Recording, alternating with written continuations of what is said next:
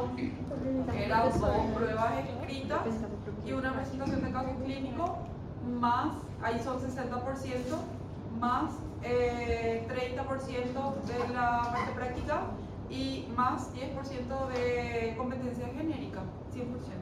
Com o professor da prática, A né? gente era para apresentar para a prática. Vai apresentar para a prática. Ou é para a senhora? En clase, vamos a presentar. Lo Ah, elaboran con sus docentes de práctica. Ah, achei que o professor Lo de elaboran prática ia en las avaliar. prácticas. Nós achamos que a gente ia apresentar pro da prática só. É que medicina é assim, É medicina que interna é medicina assim. interna é assim. Y el semestre pasado que hicimos. Não foi breve isso. Não fizemos. Por Foi Deus. só seminário de... Sim. Por Deus, viu? Sí, el semestre pasado no hicimos.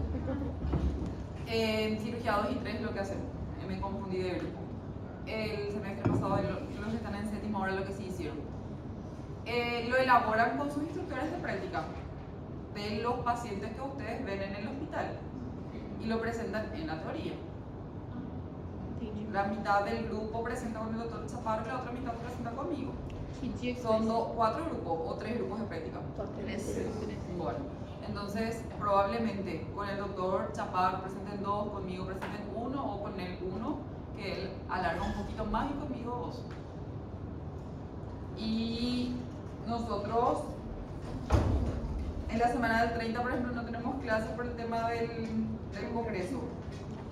Y entre el 6 y el 13 tiene que ser la presentación. El 6 lo más probable, porque hasta el 20 son las clases y les falta un desempeño integrado más. De novembro, então. Sí. Para esta fecha, Foi em preparen. 13. Foi em 13. Entre el 6 y el 13 de noviembre. Bueno, vamos a hablar entonces, terminamos ya todo lo de abajo, vamos a lo de arriba. ¿Sí? Con el doctor estaban luego en las patologías digestivas, empezaron por hígado, vesícula, conmigo dieron todo colon, ano, recto, y ahora nos vamos a esófago y estómago, que son las últimas 2 unidades que faltan dentro de cirugía 2. Vamos a hablar de las enfermedades por úlceropéptica. Las enfermedades por úlceropéptica, como su nombre lo dice, se forman úlceras en 2 localizaciones, que son las gástricas y las duodenales. ¿Qué son las úlceras? Son erosiones. La mucosa se va erosionando y se va descamando. Entonces, ¿qué quiere decir eso? Como la mucosa es vascularizada y a la hora de la descamación el paciente tiene una pérdida hemática. ¿Qué quiere decir eso? Puede cursar con una anemia crónica, porque de tan pequeña que es la erosión no le da la sintomatología de una hemorragia digestiva alta ni tampoco una hemorragia digestiva baja. El duodeno es mucho más vascularizado que el estómago, entonces en sus erosiones también dan anemia crónica por pérdidas hemáticas pequeñas. Esas erosiones, si no son tratadas cuando llegan a la mucosa, pueden ir progresando a las capas más profundas y vamos a tener una de las complicaciones, que es la perforación en el lugar donde tengo la erosión. Entonces se extiende desde la mucosa hasta la serosa, sea gástrica o duodenal. ¿Qué causa las úlceras? Tenemos diversas etiologías. La más frecuente, la primera, es la infección por la bacteria Helicobacter pylori. Entonces, nuestros esfuerzos van a ser por determinar si el paciente cursa o no cursa con esta bacteria y hacer la erradicación. La úlcera, sea gástrica o duodenal, hubo un ascenso en la epidemiología muy grande, porque en el país de primer mundo, por la alimentación, viene la bacteria Helicobacter pylori. Entonces en los países primermundistas, toda la población se hizo un escaneo, a todos se le hizo en un momento test de Helicobacter pylori y todos presentaban las bacterias. Si bien los pacientes eran asintomáticos, se vieron que los que sí tenían síntomas y iban a métodos auxiliares para determinar la presencia de las úlceras, ya tenían formadas las úlceras, o gástricas o duodenales.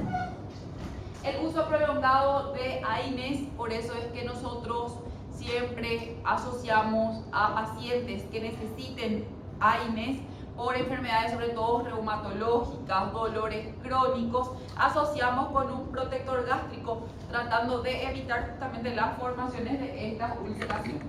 La ingestión de etanol y de alcohol y de tabaco también tiene que ver con la formación de estas úlceras. El uso de corticoides en pacientes sobre todo con enfermedades autoinmunitarias que hacen uso prolongado. Bifosfonados, y hay dos etiologías que hay en las nuevas bibliografías. Uno es el estrés, que es no solamente habíamos hablado, creo, cuando hablamos de enfermedades crónicas intestinales, que el estrés también era una de las etiologías. Pero no me refiero solamente al estrés del trabajo, sino que pacientes que están internados mucho tiempo, por ejemplo, una pancreatitis aguda. ¿Cuántos días mínimo se interna una pancreatitis aguda? ¿Qué? 2 semanas, 10 días como mínimo, ¿sí? Entonces, todo ese estrés que pasa el paciente internado, no está en su casa, no está en su baño, no está en su cama, no duerme. Entonces, pacientes hospitalizados, vemos mucho también la formación de úlceras gástricas.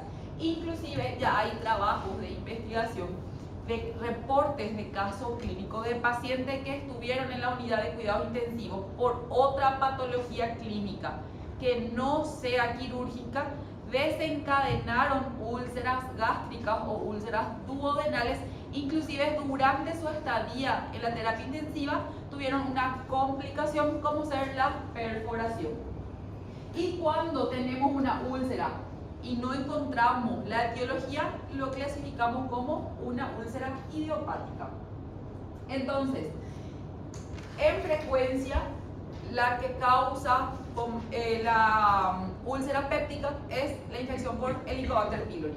Pero la infección por Helicobacter pylori tiene otra vez su predilección en donde asentarse para hacer las úlceras. Entonces, el 80 al 95% de las úlceras duodenales son por Helicobacter pylori y el 75% de las gástricas por Helicobacter pylori. ¿Por qué ocurre que haya mayor úlceras duodenales que úlceras gástricas? ¿Dónde se asienta el Helicobacter pylori? ¿En el estómago o en el duodeno? En el duodeno, por eso es más frecuente en el duodeno. No, en el estómago. En los pliegues del estómago está la bacteria. ¿Y qué hace la bacteria? Cambia el pH del estómago. Permiso un ratito. Hola. Te llamé por ese paciente que te comenté hoy de la fístula. Es demasiado alto débito. Y vos sabes que no se queda nada por él. No, yo le puse pasta caraya, todo. Y ahora que está tomando su líquido para su contrastada, peor todavía. Sale todo, está bañado en secreción. No sé si le hacemos una aspiración continua, un cipago, algo, pero necesito internarle en algún lugar, le dejarle fijo para poder hacer eso.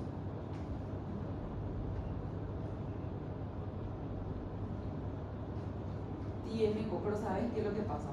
Tiene las heridas de donde fue su agresión por arma blanca. Tiene su cicatriz y su úlcera está en el fondo. O sea, la fístula está en el fondo de la cicatriz. Entonces no se pega la bolsaostomía. Por eso le puse la pasta caraya así tipo para hacer bordes planos para poder pegar la bolsa y filtrar todo. ¿Te das otra foto? Está horrible. Y yo no tengo aspiración continua en la urgencia. Ustedes con la sala lo que tienen.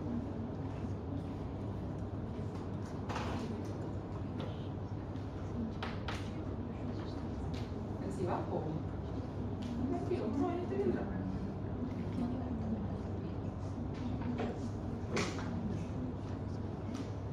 Sí, le dio y pidió la misma cosa, la tomografía.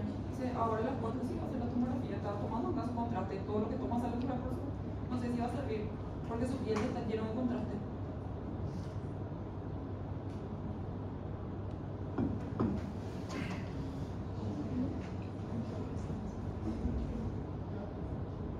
Claro, porque después de 40 años, y ayer nomás brotó.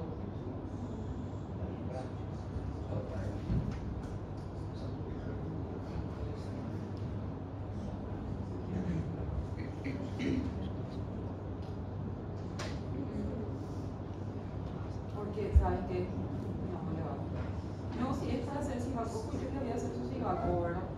Pero necesito nomás un lugar y alguien de la guardia tiene que indicar su internación para poder. A mí no me van a, con mi sello no van a dejar pasar el paciente. Ese nomás es el tema. Sí, se va a hacer su tomo.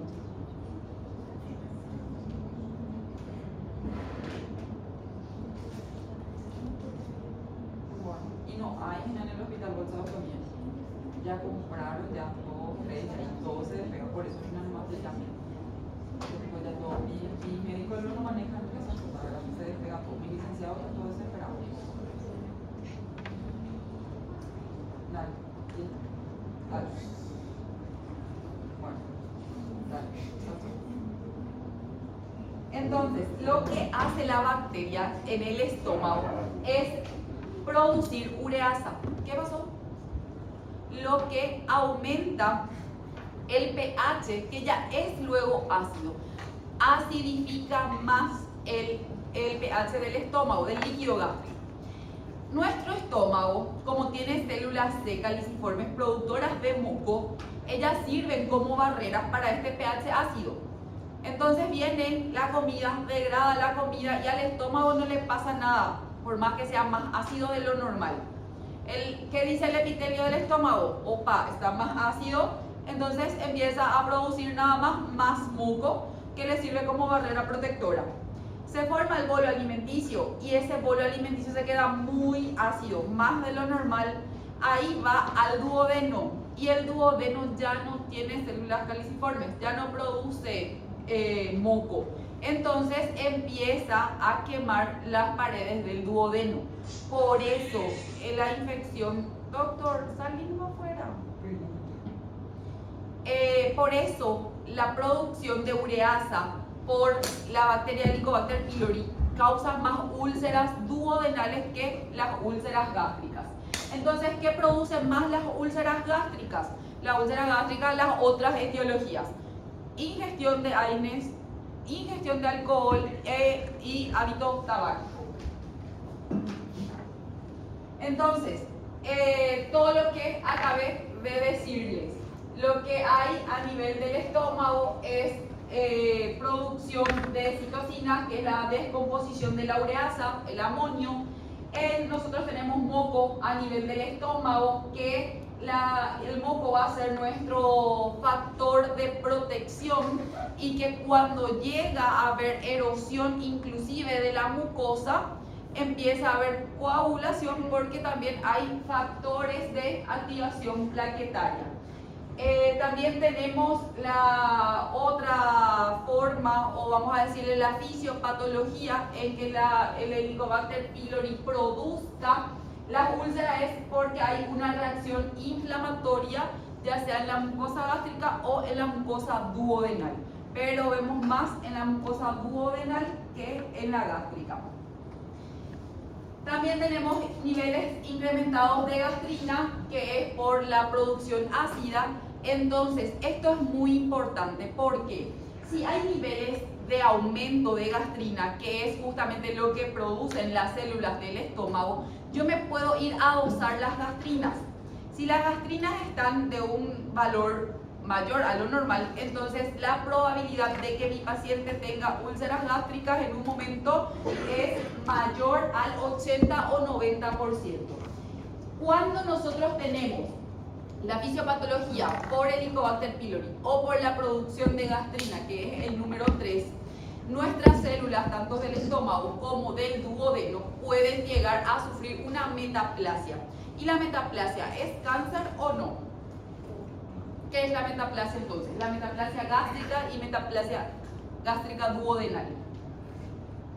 Las células del estómago, las células del duodeno empiezan a parecerse a la del estómago, porque viene el bolo alimenticio muy ácido. Entonces dice, si el estómago sobrevive a ese bolo alimenticio y a ese ácido, yo también voy a empezar a cambiar las células y de las células duodenales pasa a células gástricas. ¿Es normal? No. ¿Pero qué va a pasar con esas células duodenales? ¿De qué me habla la metaplasia? Si no es cáncer. Cambio de células. Y nada más.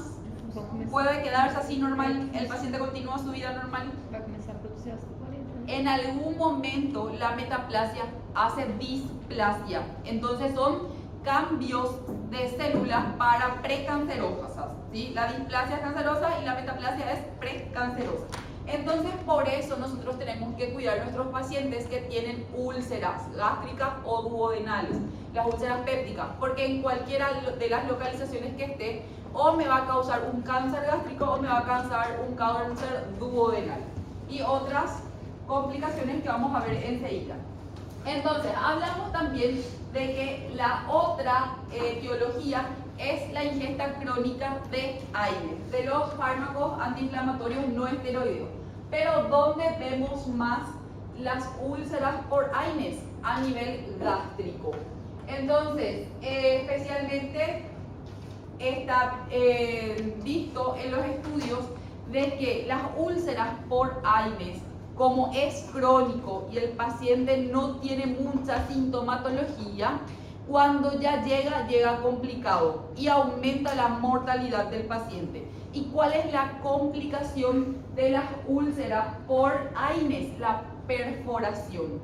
Y donde hay perforación, generalmente hay también cicatrización. La úlcera llega de la mucosa, va pasando en la muscular y va trombosando todo alrededor de las úlceras. Entonces, en esos lugares donde hay trombos, donde hay agregación plaquetaria, hay también cambios de células. Eso quiere decir que donde está la úlcera, si se perfora o no se perfora la úlcera, también puede llegar a haber cáncer en el lugar de la formación de la úlcera. Entonces, los fármacos antiinflamatorios, ¿por qué se ven más en úlceras gástricas? Porque son absorbidas en el estómago y con menor frecuencia ya en el duodeno y en el resto del intestino delgado. También la velocidad de la síntesis de prostaglandinas en el tubo digestivo, que los AINES hacen que aumente la velocidad y la síntesis de prostaglandinas. Entonces, ¿qué tenemos que saber?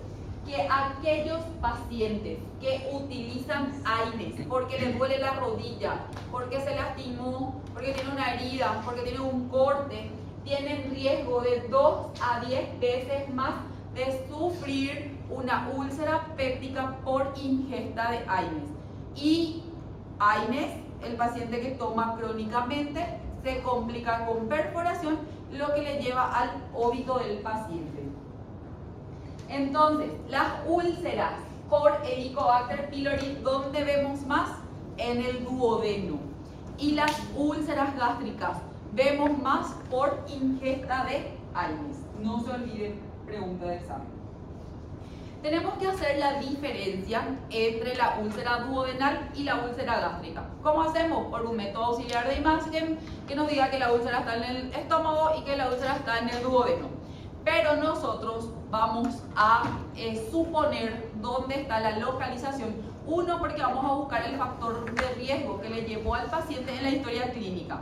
Tomas AINES, tenés alguna patología de base, fumas, tomas alcohol, cuántas veces al día llegas a la embriaguez y si usa también o hace utilización de corticoides. Los corticoides sumados a los AINES potencian los AINES, entonces mayor frecuencia de úlceras gástricas. Pero la sintomatología en el dolor, cuando quema las paredes, cuando hay la erosión de la mucosa, es distinta en la úlcera duodenal y en la úlcera gástrica. Entonces, ¿cómo cursa el dolor de un paciente con una úlcera duodenal? Primero que nada, es bien localizado y se alivia al comer. El paciente tiene un dolor en epigastrio, un dolor en esogastrio y ¿qué hace? Se va y come algo, pero tampoco cualquier cosa. Si come una pizza va a continuar doliéndole. Entonces, generalmente lo que utilizan son alimentos lácteos que disminuye la acidez del estómago y con eso le alivia el jugo gástrico que va a pasar al duodeno o la ingesta o el bolo alimenticio que se va a formar va a ser menos ácido, entonces llega al duodeno menos ácido y duele menos. Empeora durante periodos de estrés emocional. Ese dolor que ustedes sienten en el epigastrio cuando llegan en el examen, cuando están a la hora de rendir, que quieren vomitar, que les duele, que no saben lo que les pasa. Bueno, esa es una úlcera duodenal. Dolor referido hacia la espalda. Suele irradiar las duodenales por el plexo celíaco, por las ramas del plexo celíaco. ¿Y cómo se comporta una úlcera gástrica? Primero que nada, las úlceras gástricas, como el estómago tiene distintas porciones, las úlceras gástricas se clasifican en dónde se ubican y cuál es la causa que desencadenó la úlcera gástrica. Entonces, tenemos así. Las úlceras gástricas que están localizadas en la curvatura menor del estómago son de tipo 1. Y esta clasificación es la clasificación de Johnson para las úlceras gástricas. Pregunta no mía, sí de examen, pero ya le escuché al doctor Chaparro preguntar clasificación de Johnson en el examen ECOE final de grado. Entonces quiere decir que es importante. La de tipo 2 se ubica en el cuerpo del estómago, pero aquí hay dos úlceras. Una úlcera a nivel del estómago y una úlcera duodenal. La úlcera gástrica tipo 3 es la prepilórica, antes del píloro. Entonces, ¿cómo hacemos el diagnóstico de las úlceras? Por endoscopía. Entonces, el endoscopio va al estómago, del esfínter, que es el píloro, se abre el esfínter, pasa y todo lo que está por debajo o después del píloro ya es duodenal. La 4 es una úlcera en la curvatura que va a estar ya bien alta, en la curvatura menor, y la 5 es en cualquier lugar del estómago. El lugar menos frecuente es en el fondo gástrico, pero puede existir. O también en la curvatura mayor del estómago. Y generalmente la 5 es la inducida por AINES. Ahí nosotros tenemos que ver el pH del jugo gástrico. Si el pH está bajo o está normal o está aumentado para poder hacer la clasificación de Johnson. Pero por la localización nada más nosotros ya conseguimos clasificarlas en tipo 1, 2, 3, 4 y tipo 5. ¿Cuál va a ser la manifestación clínica de la úlcera gástrica? Primero que nada, se caracteriza por dolores cuando el paciente come y le duele. El otro era, le duele sin comer, come y le pasa el dolor. Este come y le duele. Aparte de eso, los episodios de dolor son muy recurrentes. Un día le duele, un día no está estresado, está normal, no le duele, no comió pizza, no comió pancho, nada, entonces no le duele, está bien. Después pasa 1 o 2 días, vuelve a sentir el dolor. Generalmente son pacientes que por la sintomatología ya hacen utilización de inhibidores de bomba de protón, que es para disminuir la acidez del jugo gástrico. Entonces se automedican y vuelve a pasar el dolor. Entonces hay dolor, hay hemorragia, hay obstrucción, inclusive pueden irse a la perforación, que son las complicaciones. El diagnóstico de ambas úlceras pépticas, o las gástricas o las duodenales, es por la historia clínica. Tengo que encontrar un factor desencadenante, un paciente con dolor en epigastrio y mesogastrio, y ahí veo el tiempo en que se produce el dolor, si es con la comida o después de la comida. En el examen físico nosotros no encontramos datos de valor si no hay complicación, nada más dolor a la palpación en el epigastrio. No hay defensa muscular, no hay irritación peritoneal. Si hubiese defensa muscular, irritación peritoneal, YORD positivo, líquido libre en la cavidad abdominal, estamos hablando de una complicación de una úlcera péptica. Y lo que me define mi diagnóstico son los métodos auxiliares de imágenes. ¿Cuál es el método auxiliar de imagen o el estándar para la clasificación, diagnóstico e inclusive tratamiento de las úlceras pépticas? La endoscopía digestiva alta. Mi paciente tiene 70 años, no puede más someterse a una endoscopía porque tiene una insuficiencia cardíaca con fracción de eyección del 30%. Si se le seda o vita en el camino, entonces tenemos otras opciones como ser el dosaje de la gastrina sérica, que les dije al inicio de la clase. Si el Helicobacter pylori o la ingesta de Aedes hacía que aumente la producción de gastrina, me voy a dosar la gastrina. Y otros métodos también que me pueden ayudar a la determinación de las causas es primero descartar de que no haya infección por Helicobacter pylori. Analítica sanguínea de rutina. Puedo tener un paciente con una anemia crónica. Automáticamente, todo paciente con anemia crónica tiene que tener endoscopía digestiva alta para descartar una úlcera péptica con pérdida hemática de forma crónica y leve, o también, mejor no es o, y tiene que tener, obligatoriamente tiene que tener una colonoscopía, porque dijimos que el cáncer de colon derecho también tiene pérdidas hemáticas pequeñas que no causan con una melena un cuadro de hemorragia digestiva baja. Entonces, analítica sanguínea de rutina con anemia crónica. Entonces, ¿cuál es la ventaja de la endoscopía digestiva? Si la úlcera puede ser maligna, me voy con la endoscopía, visualizo la lesión, clasifico la lesión por la coloración, por las características, y luego tomo muestra de biopsia y se va a la microscopía. Tengo que tomar 2 biopsias en la endoscopía. Uno de la úlcera para ver si hay displasia o metaplasia, si es precancerosa la úlcera o es cancerosa la úlcera. Y segundo, también tengo que tomar de la mucosa sana para buscar Helicobacter pylori.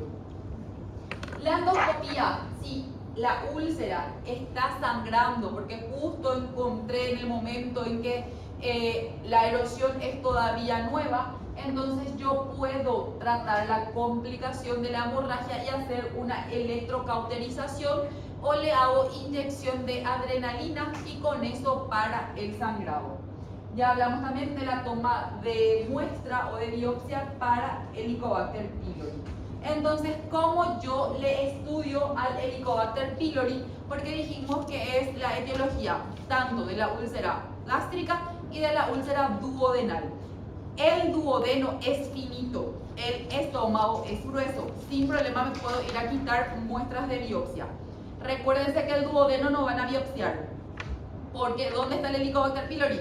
En el estómago, ¿sí? La complicación del Helicobacter pylori es lo que le causa la úlcera en el duodeno.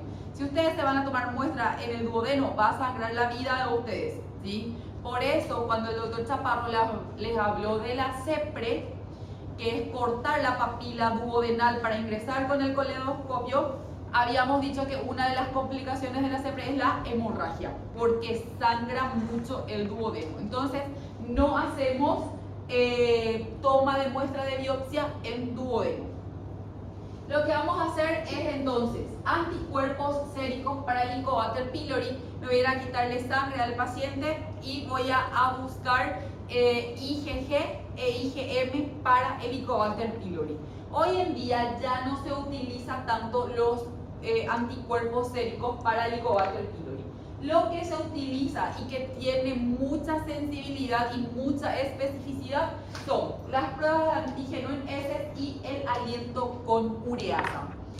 ¿Cuál es el criterio o el cuidado que tienen que tener para someterle al paciente a antígeno en heces y aliento ureasa? el paciente no puede estar con ingesta de inhibidores de bomba de protón. ¿Qué quiere decir eso? No tiene que estar con omeprazol ni todos los derivados del omeprazol, porque o si no va a salir un falso negativo. El paciente va a tener el Helicobacter pylori, pero como ustedes están cuidando la mucosa del estómago, el paciente va a soplar porque se hace un soplo, es del aliento, y va a salir que no hay Helicobacter pylori. La endoscopía digestiva, ya dijimos, me voy, tomo una muestra para biopsia, le hago el extendido en la microscopía y yo veo las bacterias en la microscopía. 100% específico y 100% sensible. Por eso la endoscopía siempre va a ser nuestro gol estándar.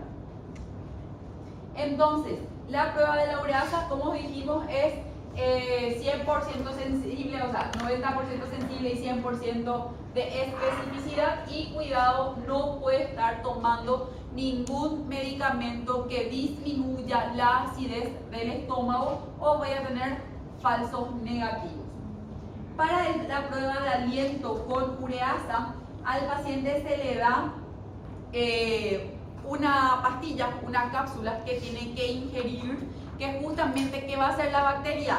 Va a empezar a descomponer la pastilla, la cápsula, y va a elevar la urea en el aliento. Entonces el paciente después sopla el dispositivo que detecta la descomposición de la urea por la bacteria, lo que nos dice si hay Helicobacter pylori o no. Es mucho más barato hacer la prueba de aliento con ureasa para la detección de Helicobacter pylori. Pero recuerden, si ustedes le hacen prueba de aliento con ureasa y no le hacen endoscopía digestiva alta, ustedes no clasifican la úlcera, ustedes no saben si es gástrica o si es duodenal, y las complicaciones en las dos también cambian. Son las mismas, pero la gravedad de las complicaciones son distintas, que vamos a hablar en la siguiente clase. Aparte de las complicaciones ser distintas, ustedes no toman muestra para biopsia y no saben si tienen lesiones precursoras cancerígenas o no.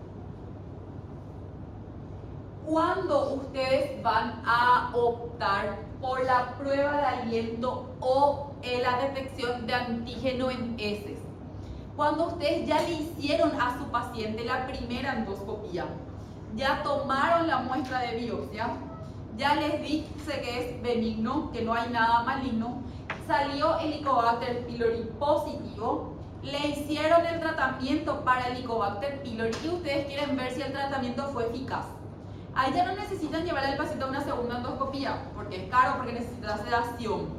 Entonces pueden utilizar la prueba de aliento con ureasa o medir el antígeno en heces. Entonces, se recomienda suspender la utilización de inhibidores de bombas de protón por lo menos 2 semanas antes de llevarla a la endoscopía o a la prueba de aliento para poder evitar los falsos negativos.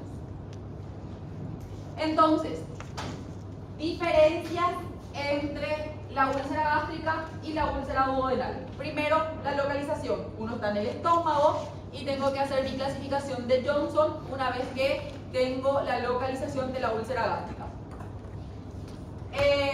La úlcera duodenal, lo más frecuente es en la primera porción del duodeno.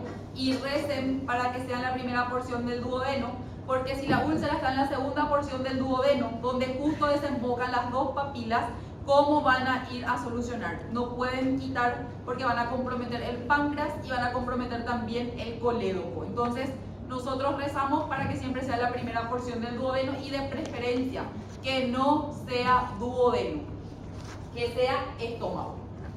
Con el dolor siempre va a tener relación con la comida. En la gástrica, el paciente come, a los 15-20 minutos ya empieza un dolor intenso.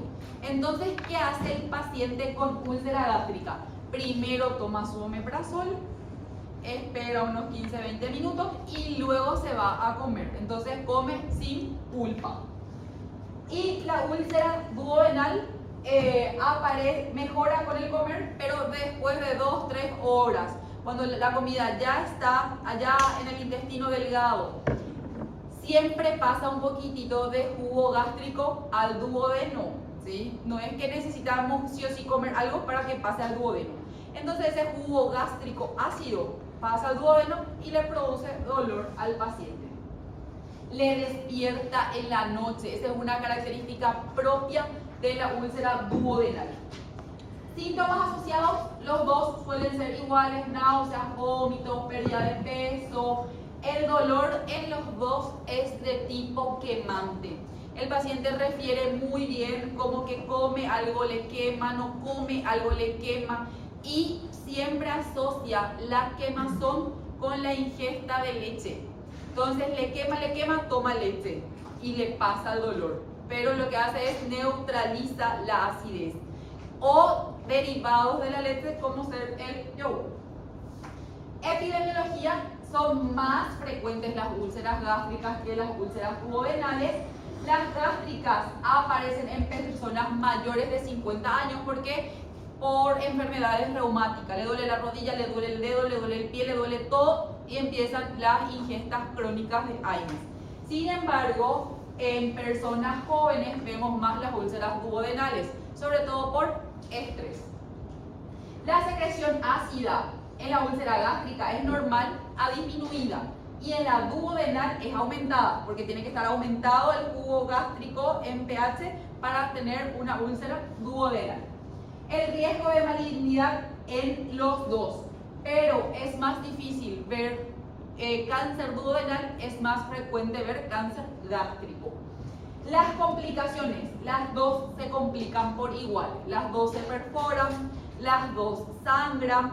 Ahora, una diferencia entre las dos: el estómago se distiende, el estómago es grande, el duodeno es en diámetro fijo.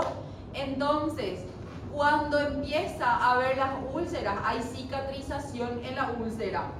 Entonces empieza a estenosarse el duodeno y puede haber obstrucción, lo que no voy a tener en la úlcera gástrica.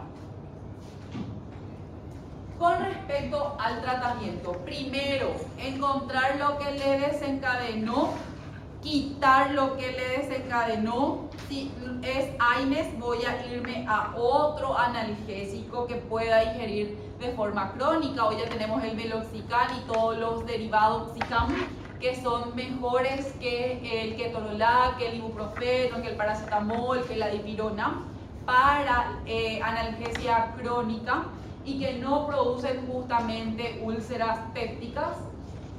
Si el paciente no toma, si el paciente fuma, psicólogo, psiquiatra, se le interna parche de nicotina, lo que tenga que tener para dejar justamente aquello que le desencadenó la úlcera péptica. El más difícil de tratar de los desencadenantes son los pacientes con enfermedades inmunológicas que necesitan de su corticoide, ¿sí? El paciente que tiene lupus, el paciente que tiene Sjögren, no hay caso, necesita su corticoide. Entonces lo que nosotros hacemos es evitamos completamente los AINES con ese paciente y hacemos utilización de bomba de inhibidores de protón de forma crónica junto con su corticoide. Entonces el tratamiento es dirigido contra el Helicobacter pylori si tengo Helicobacter pylori positivo, reducir las concentraciones de ácidos. Hay comidas que favorecen también la producción de ácidos, entonces siempre van a escuchar que al paciente con úlceras se le dice no café, no gaseosa, no todo lo, aparte de gaseosa, no todas aquellas bebidas que sean colorantes. Entre eso entran los juguitos o todos los jugos que vienen en cartón que tienen colorantes. Evitar todo lo que sea picante, que produce o que aumenta también la producción de ácido gástrico, y evitar todo lo que sea embutidos. Incrementar la barrera protectora de la mucosa, que son los inhibidores de bomba de protón. Entonces, no solamente tenemos los inhibidores de bomba de protón como primera línea de utilización para reducir la acidez del estómago o para aumentar la barrera gástrica.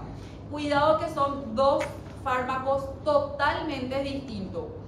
Los inhibidores de bomba de protón lo que hace es incrementar la protección de la barrera gástrica. Y luego tenemos los antiácidos, el sucralfato, la famotidina y la cimetidina, que lo que hacen es disminuir el pH ácido del estómago, y la famotidina y la cimetidina es aumentar la motilidad gástrica para que rápidamente pase la comida, el bolo alimenticio y no sea muy ácido. Pero eso también tiene otras complicaciones intestinales, porque al no formarse el bolo alimenticio, en no degradarse de forma adecuada, el intestino delgado no puede hacer la absorción de los nutrientes. Entonces, siempre hacemos la utilización de preferencia de los inhibidores de bomba de protón, y si estos no son eficaces, nos vamos a los sucralfatos, pero no aumente la motilidad gástrica del paciente. Para el tratamiento de Helicobacter pylori tenemos ahora mismo una actualización. Le traigo primero lo viejito, ¿sí? Anteriormente utilizábamos amoxicilina más claritromicina y el inhibidor de bomba de protón, que es el omeprazol. Van a ver, no tengo ninguna preferencia con marcas comerciales paraguayas, internacionales, lo que quieran. Nadie me paga por promocionar, valga la redundancia. Solamente que les traigo esto porque, o las imágenes de esto, porque ellos ya vienen en cajas preparadas para que el paciente complete su esquema de antibiótico. Porque al no completar el esquema antibiótico, no se hace la erradicación del Helicobacter pylori, y el Helicobacter pylori se vuelve resistente al antibiótico y es muchísimo más difícil de tratar el paciente. Y no hay forma de hacer antibiótico por vía endovenosa, tiene que ser únicamente antibiótico vía oral. Entonces, tenemos la primera opción de amoxi más claritro, se hace 2 veces al día, más el inhibidor de bomba de protón, que es el omeprazol. Y tenemos también, si el paciente fuera alérgico a la amoxicilina, entonces hacemos metronidazol con claritromicina, también 2 veces al día, con el inhibidor de bomba de protón, que es el omeprazol. El omeprazol una vez cada 24 horas en ayunas antes de empezar los antibióticos. Como les comenté al inicio, en un país de primer mundo se hizo un screening a toda la población para Helicobacter pylori. En ese entonces, todos los que salieron positivos hicieron utilización de metro más claritro. Entonces se empezó a ver resistencia a la claritromicina y tenemos muchos pacientes alérgicos a la amoxicilina. Entonces ahí vinieron los problemas con respecto a la alta resistencia a la claritromicina, y eso es a nivel mundial. Entonces, ¿qué es lo nuevo que dicen las guías para el tratamiento de Helicobacter pylori? Hacemos un tratamiento de 4. Hacemos subcitrato de bismuto, el inhibidor de bomba de protón, que es el omeprazol, una tetraciclina, que puede ser o doxiciclina, con mayor frecuencia utilizamos, y el metronidazol. Como vieron anteriormente, estos compuestos ya venían con una cápsula de omeprazol. Con el tiempo o con los años, ya el omeprazol se dejó también de utilizar por el tiempo de vida media. Entonces, en las primeras 12 horas del consumo de omeprazol, belleza la protección de la barrera gástrica. Pasaba a las 12 horas y el paciente volvía a sentir dolor a nivel del epigástrico. Entonces vinieron los primos hermanos del omeprazol, que ya aumentan su vida media, que son el esomeprazol, el lansoprazol y el deslansoprazol, que hoy en día es el rey de los reyes de los inhibidores de bomba de protón, el que tiene vida media mucho más larga y casi completa las 24 horas de protección de barrera gástrica, pero así también cuesta 250, 300 mil una caja, que no le dura al paciente ni un mes. Tenemos otros tipos también de la terapia cuádruple, que es con bismuto. El bismuto siempre va a estar en todos. El omeprazol siempre va a estar en todos. Y ahí empezamos a jugar con los otros antibióticos, por si el paciente sea alérgico a las tetraciclinas. Entonces, si es alérgico a la tetraciclina, a la doxiciclina, podemos tener amoxil o levofloxacina.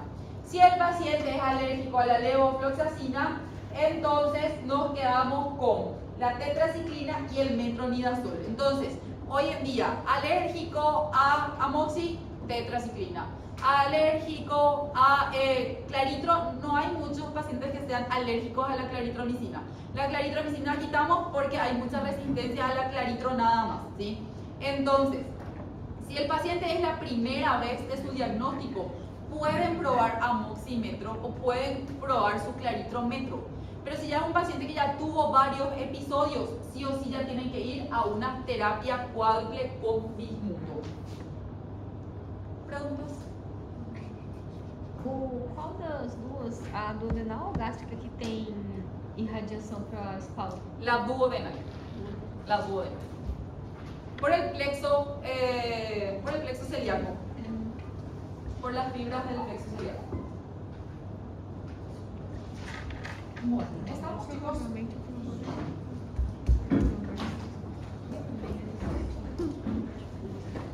Uma hora de assistir.